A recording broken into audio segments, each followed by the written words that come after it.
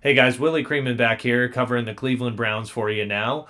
They finished last year in the second in the division at 11-6. If you remember, they ended up getting smoked in the playoffs by the Texans. A lot of things went well for this team last year. I think they overperformed a bit, but you look at their star quarterback, Deshaun Watson. He essentially played 5 games due to injury. It just really was not a good look for him on the season. Joe Flacco was a great surprise for them to come in, but he's no longer there. They bring in Jameis Winston, but we're going to kind of see. That's just going to be to see if Watson can stay healthy or not. They lost Nicholas Chubb earlier in the season, which was really tough to see. But I don't want to count him out. Hopefully, he's back for the start of the season. You know, they bring in Deonta Foreman in the offseason, but he's going to be buried below Jerome Ford on the depth chart. They traded for Jerry Judy, which we'll get to that in a second, right? But the defense, right? Defense was awesome. Miles Garrett was a problem for all offenses. It was just a very difficult time when you have to game plan against a guy that's that good.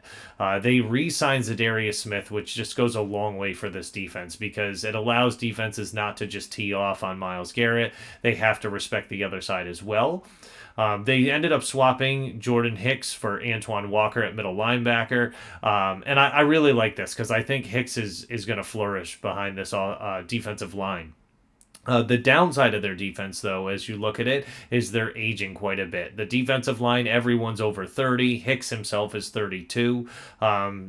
I'm not saying it can't be done, but it needs to be done soon because their window is closing. Jordan Hicks was definitely the best free agent addition that they had in my mind. I just think they needed a leader in the middle. He's that guy, right? In terms of the worst free agent addition, as I touched on before, it's definitely Jerry Judy, right? Like they traded a 2024 fifth round and a 2024 sixth round pick for him, but I'm just not even sure that he was worth the sixth round pick. Like this guy was picked 15th overall, and I watched 2 seasons of him, 3 seasons in my mind of him being outproduced by Tim Patrick, Cortland Sutton. It was just kind of awful. So I don't know, man. I really didn't like the pick at all.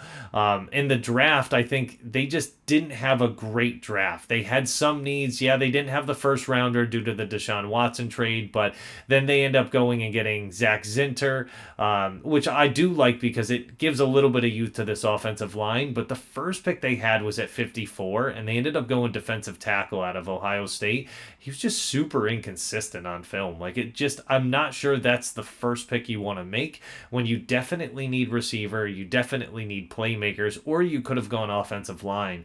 I just didn't understand the pick there. So it remains to be seen what's going to happen in training camp, all of that, because there's still guys out there that they could sign, but we'll see what happens with some of the guys that are still available.